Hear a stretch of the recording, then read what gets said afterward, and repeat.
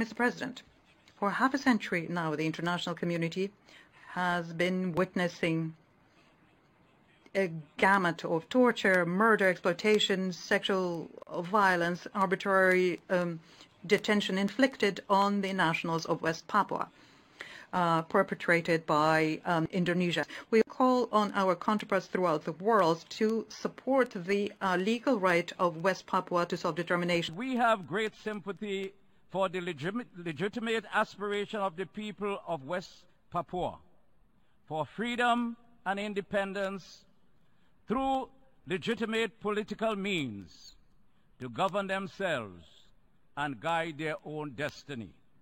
The inconvenient truth is that the decolonization process remains incomplete, and an intensification of effort is essential in achieving the goal of full self-government through the attainment of a legitimate political status option.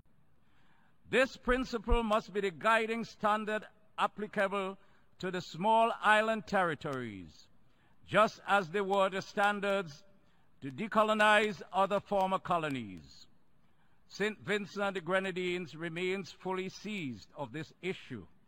Solomon Islands' position on the aforementioned issues are premised on principles that we have consistently upheld. In this connection, Solomon Islands condemns the consistent human rights violation in West Papua. Our sustainable development goals that promote the notion of no one left behind is synonymous to empty promises unless we in the United Nations take active steps to address the plight of the peoples of West Papua.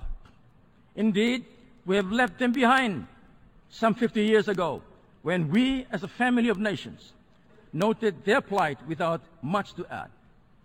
Since then, the people of West Papua were never allowed the proper act of self-determination, guaranteed by the inalienable right to self-determination as expressed in United Nations Human Rights Covenants.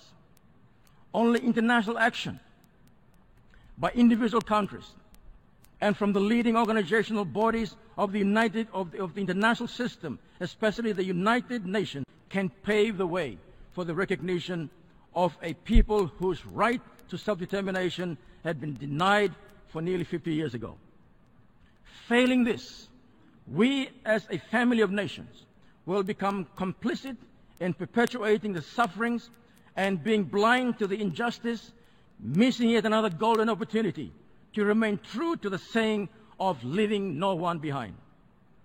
At the 71st session, a group of Pacific Island nations called for this august body to address the human rights violation in West Papua. Today, I stand on behalf of my people and those in the Pacific region to reiterate that same call on this august body to address the plight of West Papuan women, children, and men. Our people are watching. West Papuans inside West Papua are watching, praying, and are hoping for a brighter future. They have come in numbers to express their hope for a better future. We as leaders have this responsibility of leaving no one behind. Mr. President, the people of West Papua should be enabled to exercise their fundamental rights with the intervention of this responsible body to allow them to determine their own development aspirations and future. West Papuans are distinct people with Pacific roots, with their own land, history, and culture. The violation of human rights in West Papua is a constant matter of great concern to us in Tuvalu.